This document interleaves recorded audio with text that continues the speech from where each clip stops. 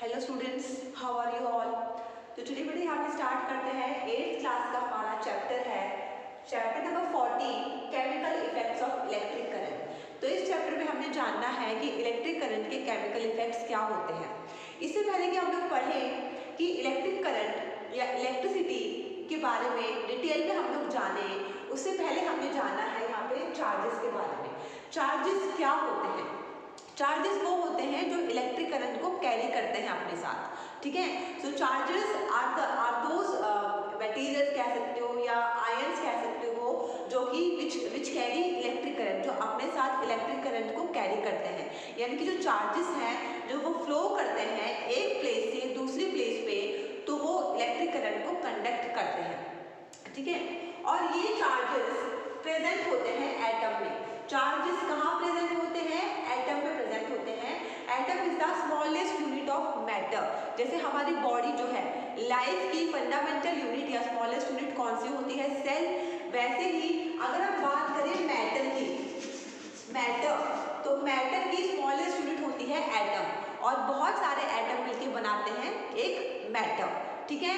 चलिए एटम के स्ट्रक्चर की बात करते हैं। एटम्स होते हैं राउंडिंग शेप, ठीक है, राउंडिंग शेप होते हैं और बीच में इनके होता है न्यूक्लियस, ठीक है। एटम्स के पार्ट कौन कौन से होते हैं?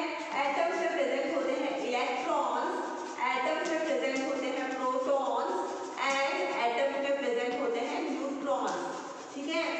ये होते हैं चार्जेस। इलेक्ट्रॉन्स, प्रोटॉन्स और न्यूट्रॉन्स, इनको हम कहते हैं चार्जेस। और जब ये फ्लो करते हैं तो इलेक्ट्रिकल करंट कंडक्ट होता है, और ये चार्जेस प्रेजेंट होते हैं एटम के अंदर। And atom is the smallest unit of matter. अब ये चार्जेस एटम्स में कहाँ प्रेजेंट होते हैं? जो इलेक्ट्रॉन्स हैं, electrons always carry negative charge. Electrons हमेशा नेगेटिव चार्ज कैरी करता है। प्रोटॉन्स हमेशा कैरी करते हैं पॉजिटिव चार्ज, ठीक है। और न्यूट्रॉन्स होते हैं न्यूट्रल। न्यूट्रॉन्स होते हैं neutral, neither they carry positive charge nor they carry negative charge. तो इलेक्ट्रॉन नेगेटिव चार्ज कैरी करते हैं, प्रोटॉन पॉजिटिव चार्ज कैरी करते हैं, और न्यूट्रॉन्स होते हैं न्यूट्रल, ना पॉजिटिव ना नेगेटिव। अब जानते हैं कि चार्जेस प्रेजेंट कहाँ पे होते हैं। इलेक्ट्रॉन जो है इस न्यूक्लियस के बाहर यहाँ पे सर्कल शेप में मूव करते रहते हैं, ठीक है। तो यहाँ पे प्रेजेंट होते हैं इलेक्ट्रॉन्स। यहाँ पे क्या प्रेजेंट होते हैं? बाहर इलेक्ट्रॉन्स, ठीक है। जो इलेक्ट्रॉन्स है वो बाहर मूव करते रहते हैं, और बीच में जो न्यूक्लियस है यहाँ पे प्रेजेंट होगा प्रोटॉन प्लस आपका न्यूट्रॉन। तो प्रोटॉन और न्यूट्रॉन एक साथ कहाँ होते हैं? न्यूक्लियस के अंदर, और बाहर होते हैं इलेक्ट्रॉन्स। यहाँ पे इनके बाहर चक्कर काटते रहते हैं स्फेरिकल शेप में, ठीक है। अब जो टोटल चार्ज होता है एक एटम का वो होता है neutral. So the total charge of an atom is neutral, ठीक है। एक एटम पे जो टोटल चार्ज अगर आप फाइंड आउट करो तो वो होगा न्यूट्रल, ठीक है। क्योंकि देखो न्यूट्रॉन्स क्या करते हैं? कोई चार्ज कैरी नहीं करते। प्रोटॉन पॉजिटिव होते हैं और इलेक्ट्रॉन्स नेगेटिव होते हैं, ओके। टोटली जो एटम है it carries a neutral charge. समझ में आ गया? So charges are those particle which flows and carry electrical current. Charges present होते हैं एटम में, and atom is the smallest unit of matter. Electrons होते हैं चार्जेस में जो नेगेटिव चार्ज कैरी करते हैं, और ये इलेक्ट्रॉन्स जो हैं एटम के बाहर ऑर्बिट शेप में मूव करते रहते हैं, और प्रोटॉन और न्यूट्रॉन प्रेजेंट होते हैं न्यूक्लियस के अंदर। And the total charge of an atom is neutral. Is that clear? Okay, next is conductors and insulators. इनके बारे में आपको पता होगा। कंडक्टर्स वो सब्सटेंसेस होते हैं जो करंट को फ्लो करने में हेल्प करते हैं, अपने थ्रू करंट फ्लो होने देते हैं। Example iron, copper and even the human body is also a good conductor of electricity. और इंसुलेटर्स वो सब्सटेंसेस होते हैं जिनके थ्रू इलेक्ट्रिक करंट फ्लो नहीं कर पाता। एग्जाम्पल आपका रबर हो गया, या फिर प्लास्टिक हो गया, लेदर हो गया, एक्सेट्रा, ठीक है। चलिए नेक्स्ट है direction of electric current. Electric current कहाँ से कहाँ तक फ्लो करता है? 7th में या 6th क्लास में आपने पढ़ा होगा कि जो इलेक्ट्रिक करंट होता है, electric current always flows from positive to negative terminal, okay, dry cell या फिर कोई भी सेल जो कि सोर्स ऑफ इलेक्ट्रिक करंट होता है, ड्राई सेल आजकल हम लोग मोस्टली ड्राई सेल को यूज़ करते हैं टॉर्चेस में, ठीक है, या फिर कहीं और। तो वहाँ पे ना दो टर्मिनल्स होते हैं, आप लोग अभी देखना किसी ड्राई सेल को ध्यान से ऑब्जर्व करना, एक होता है पॉजिटिव और एक होता है नेगेटिव टर्मिनल। तो इलेक्ट्रिक करंट जब फ्लो करता है वो हमेशा फ्लो करता है from positive to negative terminal, और इसको हम लोग कहते हैं कन्वेक्शन करंट, ठीक है। अगर हम बात करें इलेक्ट्रॉन्स की, तो इलेक्ट्रॉन्स हमेशा इलेक्ट्रिक करंट के अपोजिट डायरेक्शन में मूव करते हैं, अपोजिट। तो इलेक्ट्रिक करंट अगर फ्लो कर रहा है पॉजिटिव टू नेगेटिव, तो इलेक्ट्रॉन्स कहाँ से कहाँ तक फ्लो करते हैं, negative to positive terminal, negative to positive terminal, ठीक है। ये बात आपको ध्यान रखनी है। इलेक्ट्रिक करंट और इलेक्ट्रॉन्स अपोजिट डायरेक्शन में मूव करते हैं। इलेक्ट्रिक करंट हमेशा फ्लो करेगा पॉजिटिव टू नेगेटिव टर्मिनल और इलेक्ट्रॉन फ्लो करते हैं negative to positive terminal. Is that clear? Okay. तो करंट जो positive to negative terminal flow करता है उसे हम कहते हैं कन्वेक्शन करंट। ओके, चलिए नेक्स्ट। इसके बाद है मॉडिफिकेशंस इन इलेक्ट्रिक टेक्सचर। देखो क्या होता है, अगर हम बात करें यहाँ पे एक बल्ब की, यहाँ पे लिख लो, अगर हम बात करें बल्ब की, तो बल्ब जो है, बल्ब में क्या होता है, फिलामेंट होता है, और फिलामेंट बना होता है टंगस्टन का, ठीक है। फिलामेंट किसका बना होता है, टंगस्टन का। और फिलामेंट जो है जब हम स्विच को ऑन करते हैं तो बल्ब जो है ग्लो करता है। बल्ब ग्लो करेगा, इसके पीछे कौन सा इफेक्ट होता है, इसके पीछे होता है हीटिंग इफेक्ट, ठीक है। तो बल्ब हमारा तभी ग्लो करेगा जब बल्ब को प्रॉपर हीटिंग मिलेगी, यानी कि फिलामेंट को प्रॉपर हीटिंग मिलेगी। लेकिन कभी कभी क्या होगा, अगर सर्किट में जो इलेक्ट्रिक करंट है वो वीक हो, अगर इलेक्ट्रिक करंट वीक हो तो क्या होगा, जो हमारा बल्ब है या फिर जो हमारा फिलामेंट है बल्ब का, वो प्रॉपरली हीट नहीं हो पाएगा, और प्रॉपरली हीट नहीं हो पाएगा तो वो ग्लो नहीं करेगा। इसीलिए हम लोग यहाँ पे और मॉडिफायर हम लोग यूज़ कर सकते हैं इलेक्ट्रिक बल्ब की जगह। फॉर एग्जांपल यहाँ पे हम लोग यूज़ कर सकते हैं या तो एलईडी हम लोग यहाँ पे यूज़ कर सकते हैं, या फिर हम लोग यूज़ कर सकते हैं मैग्नेटिक कंपास, ठीक है। तो स्टूडेंट्स यहाँ पे इनके बारे में जो है एलईडी के बारे में और मैग्नेटिक कंपास के बारे में चलिए जानते हैं। जो हमारे रिमेनिंग पॉइंट्स हैं इनके बारे में अब हम आगे डिस्कस करेंगे।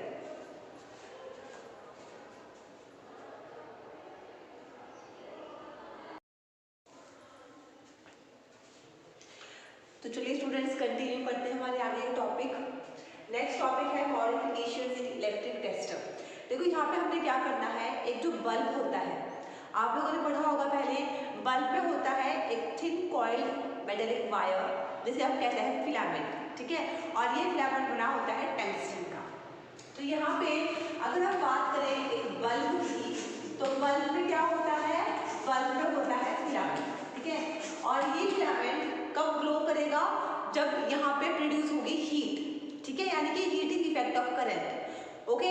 और अगर करंट जो है अगर वो प्रॉपरली मिल रहा है बल्ब को, तो उसका फिलामेंट हीट होगा और वो ग्लो करेगा और बल्ब भी ग्लो करेगा।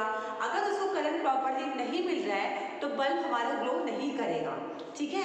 तो इसके लिए हम लोग यहाँ पे कुछ मॉडिफायर्स यूज कर सकते हैं टेस्टर में। कौन कौन से मॉडिफायर्स आप यहाँ पे यूज कर सकते हो, फॉर एग्जाम्पल यहाँ पे आप यूज कर सकते हो एलईडी, या फिर आप यहाँ पे यूज कर सकते हो मैग्नेटिक कंपास, ठीक है। क्योंकि देखो बल्ब को ग्लो करने के लिए रिक्वायर्ड होता है बहुत सारा करंट, क्यों, क्योंकि जब हाई वोल्टेज का करंट मिलेगा तभी हमारा फिलामेंट जो है वो गर्म होगा, और जब फिलामेंट गर्म होगा तभी हमारा बल्ब ग्लो करेगा। लेकिन सपोज करो अगर सर्किट में लो वोल्टेज का करंट है तो फिलामेंट गर्म नहीं हो पाएगा, फिलामेंट गर्म नहीं होगा तो बल्ब ग्लो नहीं करेगा। तो यहाँ पे बल्ब की प्लेस पे आप यहाँ पे यूज कर सकते हो एलईडी या फिर मैग्नेटिक कंपास। एलईडी का मतलब क्या होता है, light emitting diode. What is LED? Light emitting diode, light emitting diode, ठीक है। जब एलईडी यूज करते हो तो सर्किट में अगर बहुत ही वीक करंट या बहुत ही कम करंट अगर फ्लो कर रहा है तो भी हमारा जो एलईडी है वो ग्लो करेगा, ठीक है। या फिर आप यहाँ पे यूज कर सकते हो मैग्नेटिक कंपास। मैग्नेटिक कंपास काम करता है on the basis of magnetic effect of electric current, ठीक है।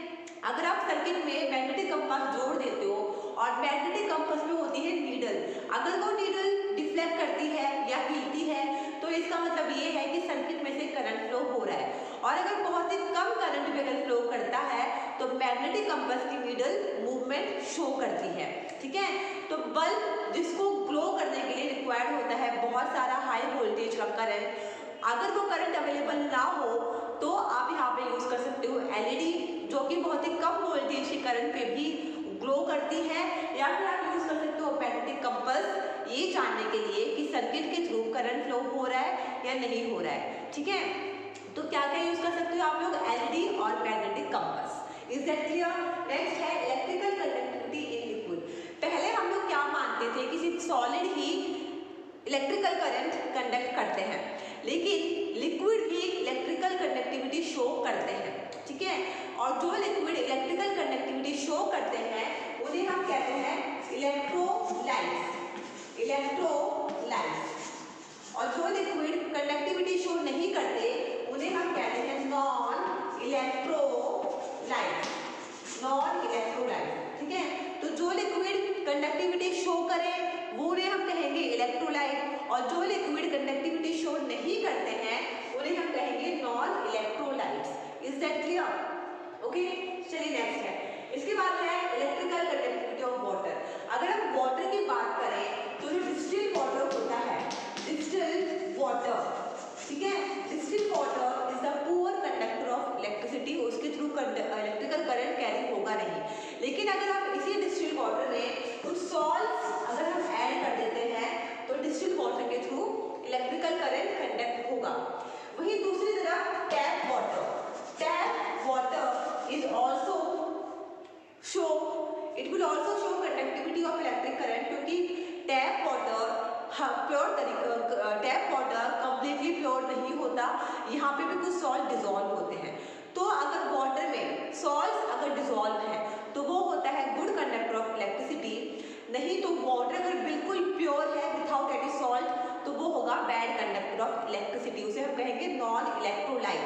और जिस वाटर में सॉल्ट डिजॉल्व होते हैं उन्हें हम कहेंगे इलेक्ट्रोलाइट, ठीक है। लेकिन अगर शुगर सॉल्यूशन है, अगर शुगर सॉल्यूशन है तो it is the bad conductor of electricity, ठीक है, ये इलेक्ट्रिकल करंट कैरी नहीं करेगा। तो जिस वाटर में सॉल्ट होते हैं that will be the good electrolyte, otherwise वो होता है नॉन इलेक्ट्रोलाइट। तो सॉलिड्स के अलावा भले ही लिक्विड कम करंट कैरी करते हैं but they also show the conductivity, ठीक है, कंडक्टिविटी शो करते हैं, भले ही सॉलिड्स के कंपैरिजन में कम कंडक्टिविटी शो करें but still they shows the conductivity. जो कंडक्टिविटी शो करें उन्हें हम कहेंगे इलेक्ट्रोलाइट, और जो कंडक्टिविटी शो नहीं करते उन्हें हम कहेंगे non electrolytes. Is that clear? Next है, ओके, यहाँ पे एक एक्टिविटी दे रखी है आपकी बुक में। सपोज करो अगर हमने एक बीकर में हम लेमन जूस डालते हैं बीकर में और उसको हम जोड़ देते हैं एलईडी से और करंट पास करवाते हैं तो एलईडी ग्लो करेगी। और वहीं अगर उस बीकर में हम ले लेते हैं विनेगर, अगर हम ले लेते हैं विनेगर तो जो एलईडी है वो शायद ही ग्लो करे। लेकिन यहाँ पे ये है कि मैंने आपको पहले बताया था कि एलईडी जो है अगर उसको बहुत ही कम वोल्टेज या करंट भी मिलता है तो भी वो ग्लो करेगी, ठीक है। लेकिन अगर हम बात करें बल्ब की, अगर विनेगर के थ्रू हम लोग बल्ब में इलेक्ट्रिक करंट पास करवाते हैं तो बल्ब ग्लो नहीं करेगा लेकिन एलईडी ग्लो कर जाएगी, क्योंकि एलईडी को बहुत ही कम वोल्टेज का करंट रिक्वायर्ड होता है ग्लो करने के लिए। वहीं अगर हम लेमन जूस का यूज करें तो लेमन जूस में होती है सिट्रिक एसिड, इसका फॉर्मूला होता है C6H8O7, यानी कि यहाँ पे अगर आप एक बल्ब भी कनेक्ट कर दोगे तो बल्ब ग्लो करेगा, और अगर बल्ब ग्लो कर सकता है तो एलईडी तो ग्लो करेगी ही करेगी, ठीक है, समझ में आ गया। तो कहने का मतलब इस एक्टिविटी से ये प्रूफ होता है कि कुछ लिक्विड ऐसे होते हैं which are the very good conductor of electricity and some are bad conductor of electricity, ठीक है। Next is solutions of acid, bases and salts are always the good conductor of electricity. अगर solution में आप acid, base या salt use कर रहे हो तो ऐसे लिक्विड हमेशा गुड कंडक्टर होते हैं इलेक्ट्रिसिटी का, नहीं तो वो होते हैं बैड कंडक्टर्स, ठीक है। चलिए इसके बाद मैग्नेटिक नीडल, आप यहाँ पे मतलब जो सर्किट आप तैयार करोगे एक लिक्विड का तो वहाँ पे आप मैग्नेटिक नीडल का भी यूज कर सकते हो ये देखने के लिए कि इलेक्ट्रिक करंट वहाँ से फ्लो हो रहा है या नहीं हो रहा है, ठीक है। इसके बाद हम पढ़ते हैं केमिकल इफेक्ट्स ऑफ करंट। देखो यहाँ पे एक चीज और बतानी है कि अगर हम बात करें एयर की, तो एयर तो होता है bad conductor of electric current, लेकिन एयर के कंपैरिजन में वाटर होता है गुड कंडक्टर। वाटर भले ही कम कंडक्टिविटी शो करता है as compare to solid, but still they shows the conductivity of electric current, ठीक है। Water is also the conductor of electricity, जहाँ पे सॉल्ट डिजॉल्व होते हैं, नॉट प्योर वाटर। तभी ये कहा जाता है कि जब ज़्यादा बारिश होती है ना, तब इलेक्ट्रिकल सप्लाई को कट ऑफ कर दिया जाता है, या फिर कहीं पे अगर कोई फॉल्ट है तो इलेक्ट्रिशियंस को अलाउड नहीं किया जाता कि वो उस फॉल्ट को रिपेयर करे ड्यूरिंग द रेन, ठीक है। और इसीलिए हम अपने हमें हमारे गीले हाथों से कोई भी इलेक्ट्रिकल अप्लायंस को छूने के लिए मना किया जाता है, because water is the conductor of electricity, ठीक है। भले ही थोड़ा वीक हो as compare to solid, but still it is the conductor of electricity. Is that clear? Next है chemical effects of electric current. Electric current के heating effect होते हैं, वैसे ही इलेक्ट्रिक करंट के केमिकल इफेक्ट्स भी होते हैं, ठीक है। आप कैसे प्रूव कर सकते हो? सपोज करो अगर आप एक करंट फ्लो करवाते हो, अगर आप वाटर के थ्रू करंट फ्लो करवाते हो एक कार्बन इलेक्ट्रोड के थ्रू, तो वाटर में जो केमिकल्स होते हैं वो वाटर जो है वो डिसोसिएट हो जाएगा और वो फॉर्म करेगा हाइड्रोजन एंड ऑक्सीजन गैस, ठीक है। अगर आप वाटर के थ्रू इलेक्ट्रिक करंट पास करवाते हो, इलेक्ट्रिक करंट पास करवाते हो वाटर में से, अगर आप इलेक्ट्रिक करंट पास करवाते हो through carbon electrode, through a carbon electrode के थ्रू अगर आप इलेक्ट्रिक करंट पास करवाते हो, तो वाटर जो है वो क्या फॉर्म करेगा? Water will form the hydrogen and oxygen gas form करेगा, ठीक है। अगर आप यहाँ पे ये प्रूफ हो रहा है कि वाटर इलेक्ट्रिकल करंट के केमिकल इफेक्ट्स होते हैं। आप बहुत ही सिंपल तरीके से प्रूफ कर सकते हो। अगर आप वाटर के थ्रू इलेक्ट्रिक करंट पास करवाते हो, वाटर में से इलेक्ट्रिक करंट पास करवाते हो थ्रू अ कार्बन इलेक्ट्रोड, तो वाटर जो है क्या फॉर्म करेगा? वाटर फॉर्म करेगा हाइड्रोजन एंड ऑक्सीजन गैस। एक तरीका ये हो गया। दूसरा होता है हमारे ड्राई सेल्स हम लोग आमतौर पे यूज करते हैं टॉर्चेस में, ठीक है, या फिर किसी और मशीन्स में हम लोग यूज करते हैं ड्राई सेल को। तो ड्राई सेल आप लोगों ने पढ़ा होगा पहले 6th या 7th क्लास में, मे बी 6th क्लास, कि ड्राई सेल के ना 2 टर्मिनल्स होते हैं, एक होता है पॉजिटिव, एक होता है नेगेटिव। इन 2 टर्मिनल्स को हम लोग बोलते हैं इलेक्ट्रोड्स। क्या हम कहेंगे? इन्हें हम कहेंगे electrodes. So dry cell has 2 terminal and these 2 terminals are called as electrodes, ठीक है।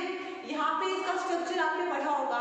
ड्राई सेल में एक कार्बन रॉड होती है and this carbon rod is surrounded by some chemicals. जब इलेक्ट्रिक करंट पास होता है from positive to negative terminal, तो जो केमिकल्स होते हैं इस सेल के अंदर, उनमें केमिकल रिएक्शंस होती हैं और इलेक्ट्रिक करंट फ्लो करता है, ठीक है। चलिए नेक्स्ट जानते हैं आयंस के बारे में। मैंने आपको बताया था स्टार्टिंग में एटम्स के बारे में। एटम्स के बाहर कौन सा चार्ज पार्टिकल मूव करता है? इलेक्ट्रॉन्स। अब यहाँ पे क्या है, एटम्स इलेक्ट्रॉन्स को लूज भी कर सकते हैं, इलेक्ट्रॉन्स को गेन भी कर सकते हैं। तो लूज या गेन करने के बाद जो नया स्ट्रक्चर यहाँ पे बनता है उन्हें हम कहते हैं आयंस।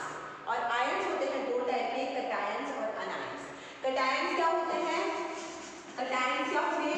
जब कोई एटम इलेक्ट्रॉन्स को लूज करेगा, लूज कर देगा इलेक्ट्रॉन्स को, तो उसके ऊपर मतलब जो माइनस चार्ज था वो तो हट चुका है, तो आयंस एटम कैसा हो जाएगा? एटम के पास आ जाएगा पॉजिटिव चार्ज, उन्हें हम कहते हैं कैटायंस। अगर हम बात करें अनायंस की, तो अगर कोई एटम इलेक्ट्रॉन्स को गेन करता है तो उसके पास आ जाता है नेगेटिव चार्ज, तो उन्हें हम कहते हैं अनायंस, ठीक है। तो अगर कोई एटम इलेक्ट्रॉन्स गेन करे या लूज करे तो वो बन जाता है आयन। अगर कोई इलेक्ट्रॉन्स लूज करता है तो हम कहेंगे कैटायन, अगर कोई इलेक्ट्रॉन्स गेन करता है तो हम कहेंगे अनायंस, ठीक है स्टूडेंट्स। तो चलिए जानते हैं इस चैप्टर के जो बाकी जो टॉपिक्स हैं उनके बारे में।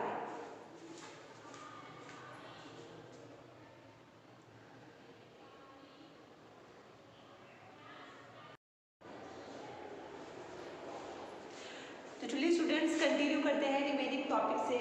सबसे पहले हमारा टॉपिक रहेगा यहाँ पे electrolytes.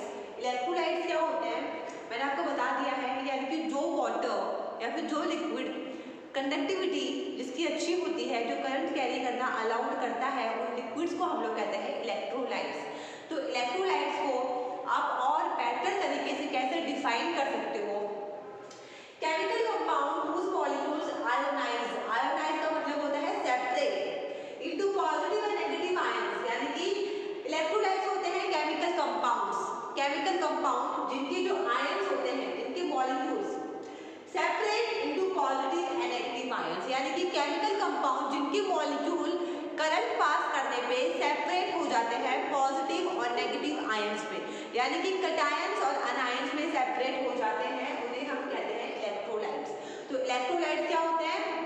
These are the chemical compounds whose molecules separate on passing electric current through them into positive and negative ions। Chemical compounds होते हैं, उनके मॉलिक्यूल सेपरेट हो जाते हैं पॉजिटिव और नेगेटिव आयंस में, जब उनके थ्रू करंट पास करवाया जाता है तो उनको बोलते हैं electrolytes. Okay, next example sodium chloride. Sodium chloride जिसे हम कॉमनली बोलते हैं कॉमन सॉल्ट, सोडियम क्लोराइड को कॉमन सॉल्ट भी कहा जाता है। ठीक है, जब सोडियम क्लोराइड कॉमन सॉल्ट हम किसी वाटर में डिसॉल्व करते हैं और उस वाटर के थ्रू जब करंट पास करते हैं तो सोडियम क्लोराइड जो इसके आयंस हैं वो हो जाते हैं सेपरेट, और किस किस में सेपरेट होते हैं? वो बनाते हैं सोडियम आयंस जो कि होते हैं पॉजिटिव आयंस यानी कैटायंस, एंड क्लोराइड आयंस जो होते हैं नेगेटिव आयंस यानी कि अनायंस, अनायंस एंड कैटायंस। ठीक है, तो बहुत ही सिंपल सा है, इलेक्ट्रोलाइट्स वो केमिकल कंपाउंड हैं जिनके थ्रू करंट पास करने पे वो पॉजिटिव और नेगेटिव आयंस में सेपरेट हो जाते हैं। एग्जांपल, वाटर में अगर आप सॉल्ट को डिसॉल्व करोगे और करंट पास करवाओगे तो कॉमन सॉल्ट क्या होता है? Sodium chloride. तो सोडियम अलग हो जाएगा और क्लोराइड अलग हो जाएगा। सोडियम होते हैं पॉजिटिव आयन यानी कैटायन, और क्लोराइड होते हैं नेगेटिव आयन यानी कि अनायन। ओके, नेक्स्ट है ओके नॉन इलेक्ट्रोलाइट्स। ठीक है, अब यहाँ पे टाइप की बात करते हैं। इलेक्ट्रोलाइट्स के दो टाइप्स होते हैं, strong electrolytes and weak electrolytes. Strong electrolytes वो होते हैं जो अपने थ्रू बहुत ही स्ट्रॉन्ग करंट को पास होने देते हैं, जिनकी कंडक्टिविटी बहुत ही ज़्यादा हाई होती है, और वीक इलेक्ट्रोलाइट्स वो होते हैं जिनकी कंडक्टिविटी वीक होती है as compare to strong electrolytes. तो इलेक्ट्रोलाइट्स दो टाइप के होते हैं, strong conductivity strong, weak conductivity weak होती है। ओके, नेक्स्ट है नॉन इलेक्ट्रोलाइट्स। नॉन इलेक्ट्रोलाइट्स वो होते हैं जो करंट को अपने थ्रू पास होने ही नहीं देते। ठीक है, जो वीक इलेक्ट्रोलाइट होते हैं कम से कम वो थोड़ी बहुत कंडक्टिविटी शो करते हैं, लेकिन नॉन इलेक्ट्रोलाइट्स बिल्कुल भी कंडक्टिविटी शो नहीं करते। एग्जांपल आपका डिस्टिल्ड वाटर या फिर वाटर में ग्लूकोज डिसॉल्व कर दो तो वो भी कंडक्टिविटी शो नहीं करेगा, एल्कोहल वो भी कंडक्टिविटी शो नहीं करती। ठीक है, तो ये होते हैं नॉन इलेक्ट्रोलाइट जिनकी कंडक्टिविटी टोटली जीरो होती है। ओके, नेक्स्ट है इलेक्ट्रोलाइसिस। इलेक्ट्रोलाइसिस का मतलब क्या होता है? यही मतलब होता है, यानी इलेक्ट्रोलाइट में जो आप करंट पास करवाते हो और करंट पास करवाने के बाद जो वो पॉजिटिव और नेगेटिव आयन में सेपरेट हो जाते हैं उसके कंपाउंड्स, तो उसको हम लोग बोलते हैं इलेक्ट्रोलाइसिस। ठीक है, इलेक्ट्रोलाइसिस में हम लोग यूज करते हैं टू टाइप्स की इलेक्ट्रोड्स का, एक होती है पॉजिटिव इलेक्ट्रोड, एक होती है नेगेटिव इलेक्ट्रोड। सबसे पहला है कैथोड। कैथोड होती है negative electrode, is the negative electrode. ये नेगेटिव इलेक्ट्रोड है और इसको हम लोग कनेक्ट करते हैं negative terminal of the cell या ऑफ द बैटरी। दूसरा कैथोड में क्या होगा? कैथोड नेगेटिव है तो नेगेटिव की तरफ अट्रैक्ट कौन से आयंस होते हैं? Positive ions. तो cations will move towards the cathode. ठीक है, वो कैथोड पे जाके डिपॉजिट हो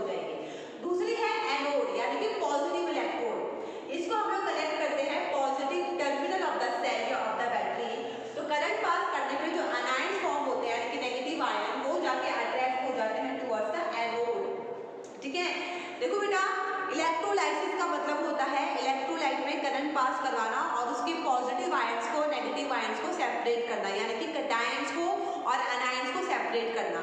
इस प्रोसेस को हम लोग कहते हैं इलेक्ट्रोलाइसिस। इलेक्ट्रोलाइसिस में हम लोग दो टाइप की इलेक्ट्रोड्स का यूज करते हैं, एक है पॉजिटिव यानी कि एनोड, दूसरी है नेगेटिव यानी कैथोड। एनोड पॉजिटिव है, उसे हम कनेक्ट करते हैं positive terminal of the battery. Cathode negative है, उसे हम कनेक्ट करते हैं negative terminal of the battery.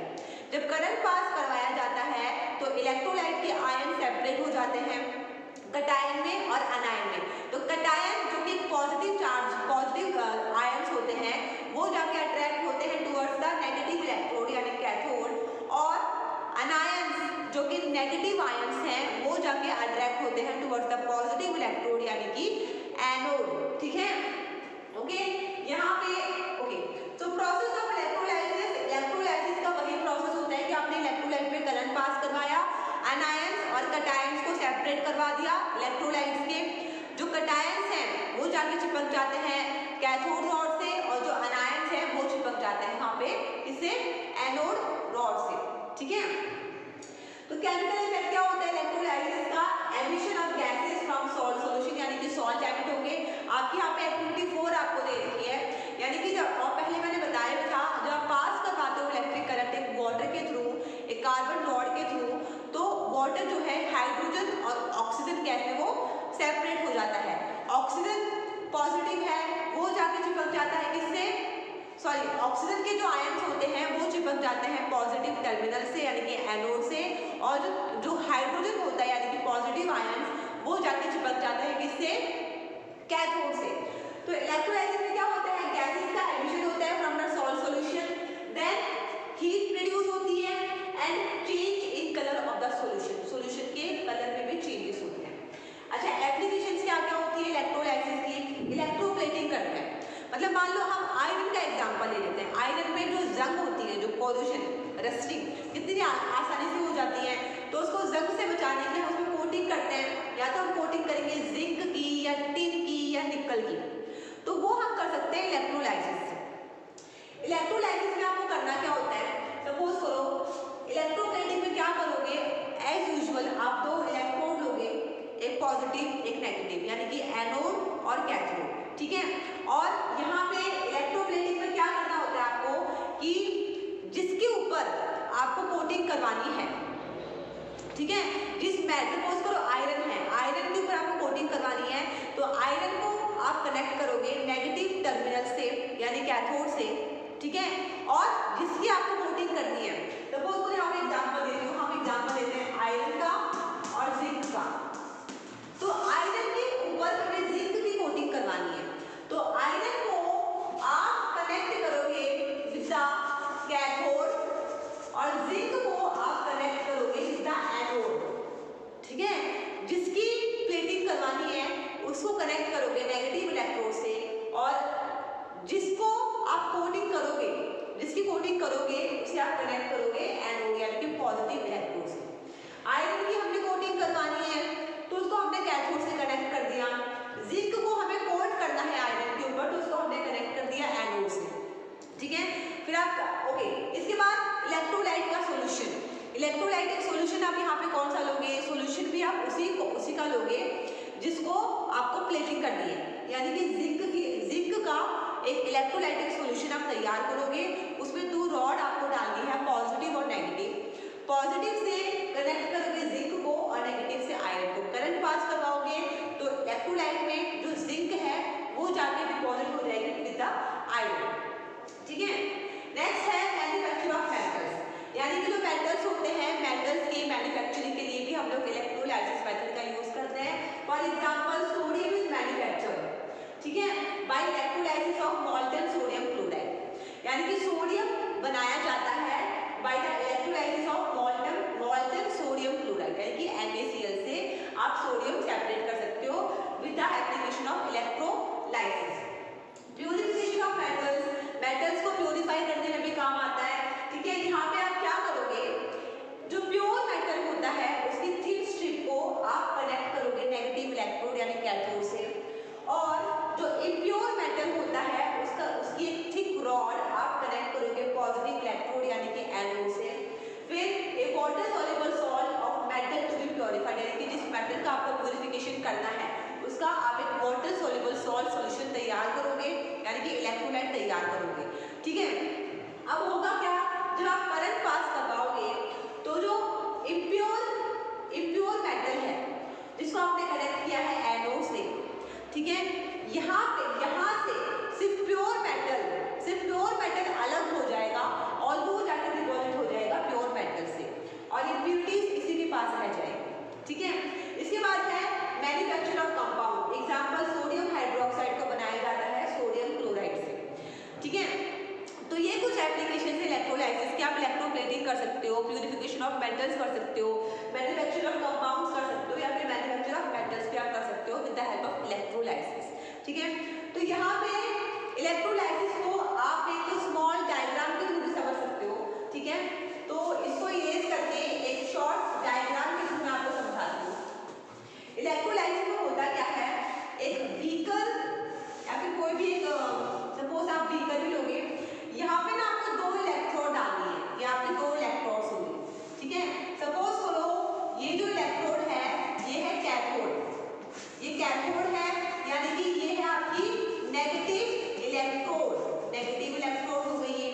ठीक है, और सपोज करो ये है एनोड यानी कि ये है आपकी पॉजिटिव इलेक्ट्रोड, ये आपकी पॉजिटिव इलेक्ट्रोड हो गई।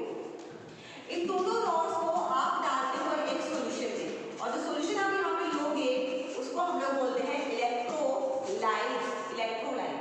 ठीक है, जब आप इलेक्ट्रिक करंट पास करवाते हो, इलेक्ट्रिक करंट जब आप पास करवाओगे तो क्या होगा, इलेक्ट्रोलाइट के जो आयंस हैं, इसके जो आयंस हैं, आयंस यानी कि एक तो पॉजिटिव आयन, कैटायन और दूसरे अनायन, वो हो जाएंगे सेपरेट। इस इलेक्ट्रोलाइट पे आपने करंट पास करवाया तो इलेक्ट्रोलाइट के जो आयंस हैं यानी कि कैटायन और अनायन वो हो गए सेपरेट। अब वो सेपरेट हो गए तो क्या होगा, आपने मैग्नेट में पढ़ा होगा कि अपोजिट पोल हमेशा अट्रैक्ट करते हैं एक दूसरे को, तो यहाँ पे भी प्लस और माइनस अट्रैक्ट करेंगे एक दूसरे को। ठीक है, तो यहाँ पे क्या है, कैथोड है, नेगेटिव इलेक्ट्रोड है, तो इसकी तरफ कौन से आयंस अट्रैक्ट होंगे, जो पॉजिटिव है यानी कि कैटायंस जो हैं वो अट्रैक्ट होंगे टुवर्ड्स द कैथोड। ठीक है, अब यहाँ पे क्या है, एनोड है यानी कि पॉजिटिव इलेक्ट्रोड है, इसकी तरफ कौन से आयंस अट्रैक्ट होंगे, जो नेगेटिव है यानी कि अनायंस, तो इसके पास अट्रैक्ट होंगे अनायंस। तो इस तरीके से आप इलेक्ट्रोलाइट के 2 आयंस को, पॉजिटिव को और नेगेटिव को सेपरेट कर सकते हो with the help of 2 electrodes, cathode and anode. ठीक है, इसको हम लोग बोलते हैं इलेक्ट्रोलाइसिस, पूरे सेटअप को हम लोग बोलते हैं इलेक्ट्रोलाइसिस। तो स्टूडेंट्स ये था हमारा chapter number 14 chemical effects of electric current. ठीक है, एंड अगर इस टॉपिक में, इस चैप्टर में कोई भी टॉपिक समझ में नहीं आया है तो you can mention in the comment box, whatever doubt you have you can mention in the comment box and surely I will reply. So watch the video properly till the end so that you will not miss the single topic. And as I have said earlier, whatever doubt you have you can ask me in the comment box. Okay, so that's all for today students. In the next video I will send you the question answer of this chapter. So have a nice day to all. Thank you so much.